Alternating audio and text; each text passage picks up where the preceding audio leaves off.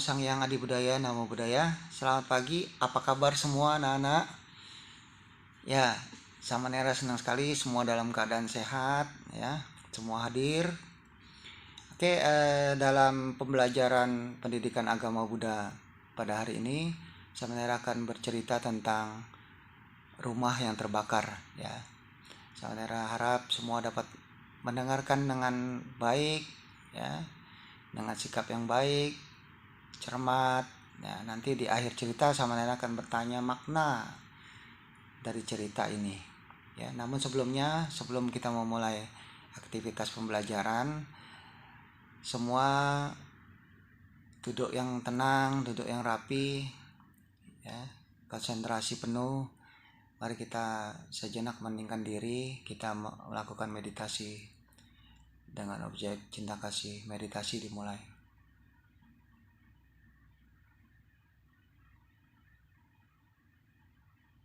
Meditasi selesai. Ya, tadi tentang rumah yang terbakar.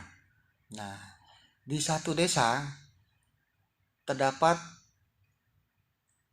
4 orang yang tinggal di satu rumah yang besar, rumah yang mewah, rumah yang bagus, semua serba ada, semua serba terpenuhi di rumah itu.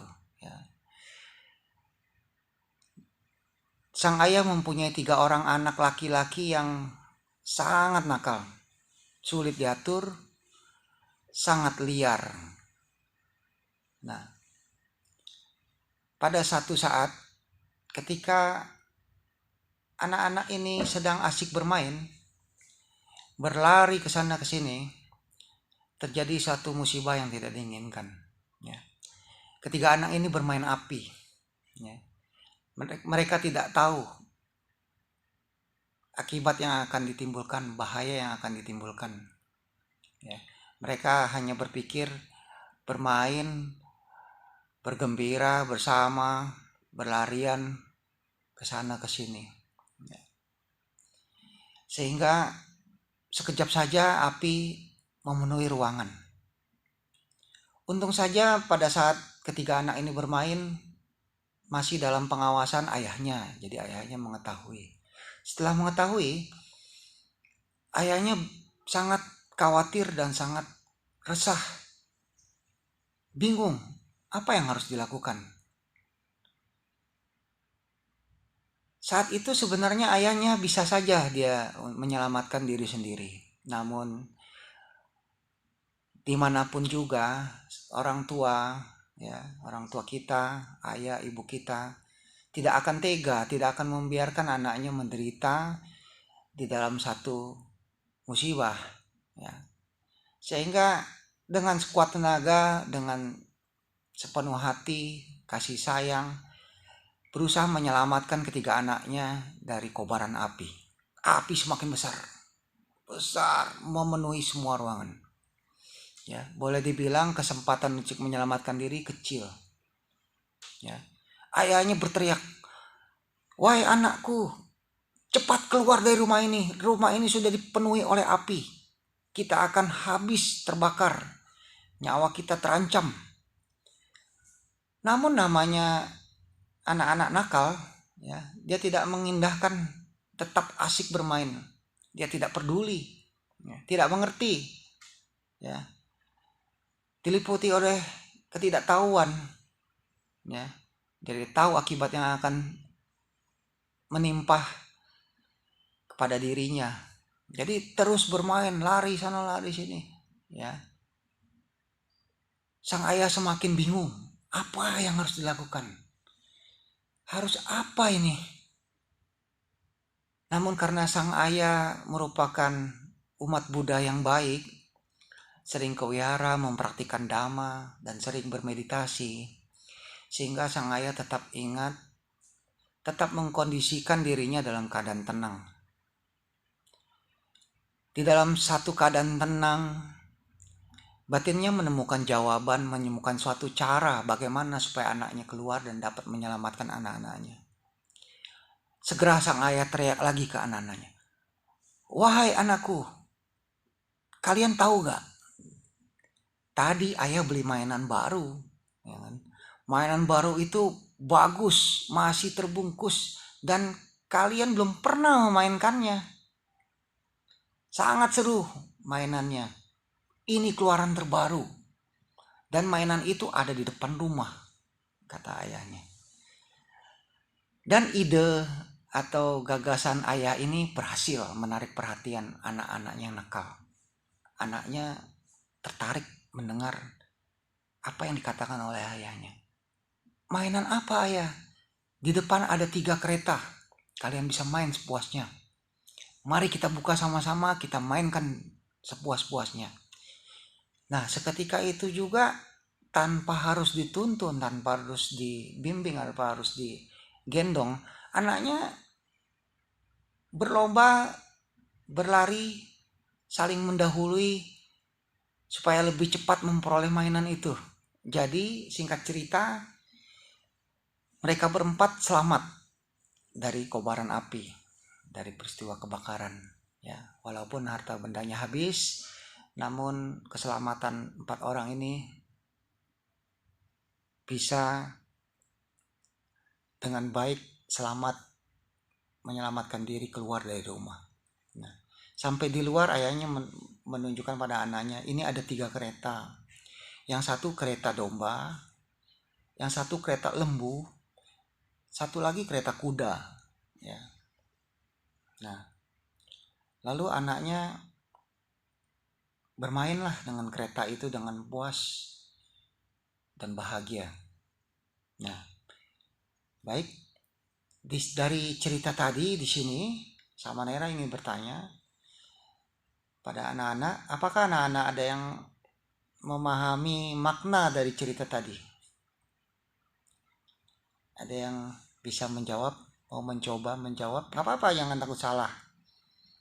Ya, betul sekali. Ya, memang betul.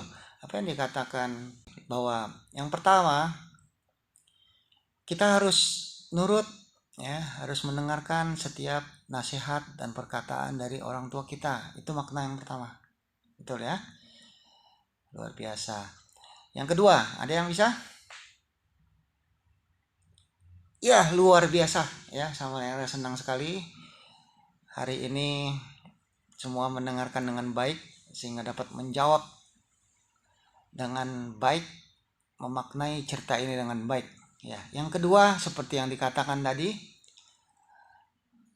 bahwa kita jangan terjebak atau jangan lengah terhadap kesenangan-kesenangan indera, kesenangan penglihatan, pendengaran, kesenangan badan jasmani, ya, sehingga melupakan tugas dan tanggung jawab kita.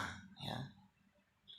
Ada nggak di sini yang asik main handphone seharian sehingga lupa waktunya makan tidak makan, waktunya mandi lupa mandi, ya, nggak belajar, ada nggak? Nggak ada ya. Nah, gitu, harus gitu, bagus ya. Nah, yang ketiga adalah bahwa dari cerita tadi, ya, kita tangkap, ya, bahwa kita harus senantiasa waspada, tidak boleh lengah, ya, senantiasa harus hidup berkesadaran, ya, tidak boleh istilahnya melekat kepada satu kesenangan dunia indria, ya, semua ada batasnya, itu yang ketiga, ya. Lalu jika dikaitkan dengan agama Buddha, maknanya apa? Ya, tadi ada 3 kereta. Yang pertama kereta domba, kereta lembu, dan yang ketiga kereta kuda. Ya, kereta domba. Kereta domba adalah kereta kecil, di mana setiap orang yang melaksanakannya dengan sungguh-sungguh, bertekad dengan sungguh-sungguh, ya, melatih diri dan mempraktekkan dalam kehidupan sehari-hari, orang ini akan memperoleh pembebasan atau kebahagiaan. Ya. Yang kedua kereta lembu. Ya. Kereta ini, ya, biasa digunakan untuk keperluan diri sendiri. Ya. Sama jika dia dipakai atau dilaksanakan dengan baik, dengan sungguh-sungguh, bertekad dengan sungguh-sungguh, melatih diri, dan mempraktikkannya dalam kehidupan sehari-hari, ini juga bisa memperoleh jalan pembebasan atau kebahagiaan. Ya. Ini yang disebut kereta Paceka Buddha. Ya. Dia memperoleh pembebasan namun untuk diri sendiri. Nah, yang terakhir adalah kereta yang kalau kita praktikkan, ya, kita tekuni, kita jalankan, hidup sesuai dhamma, ya, akan memperoleh pembebasan, ya. Dan setelah memperoleh pembebasan, tujuan utamanya adalah menyelamatkan semua makhluk. Ini yang disebut kereta Mahayana. Ya. Mahayana itu seperti Samanera. Samanera ini Mahayana, ya, jubah Mahayana. Ya. Ya, dari cerita tadi, ya, ada yang tahu nggak makna simbol daripada cerita yang Samanera sampaikan?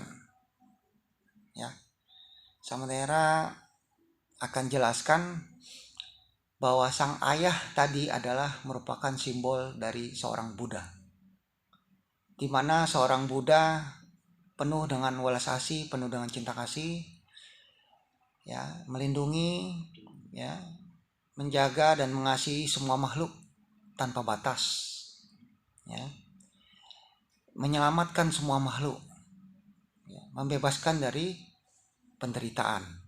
Inilah seorang Buddha.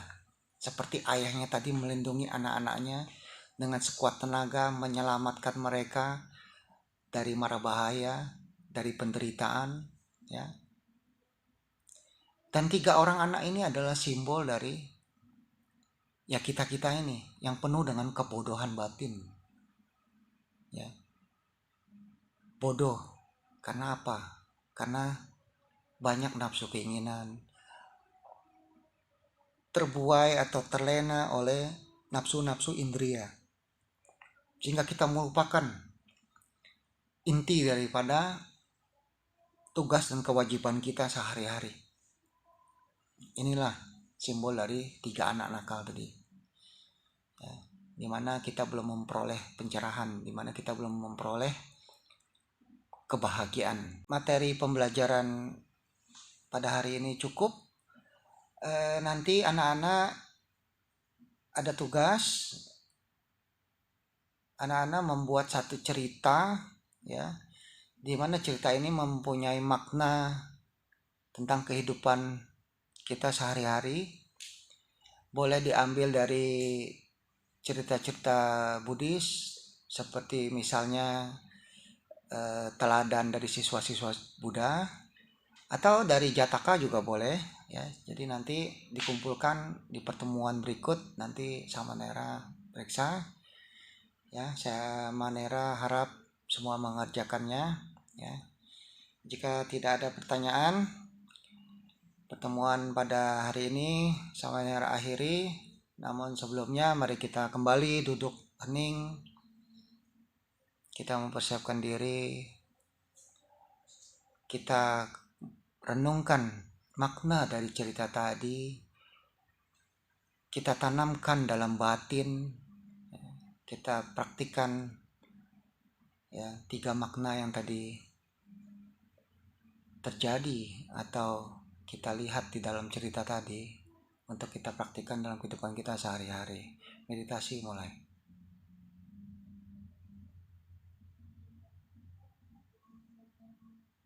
Meditasi selesai. Terima kasih. Namo Sang Hyang Adi Budaya, Namo Buddhaya. Sampai ketemu lagi. Selamat pagi.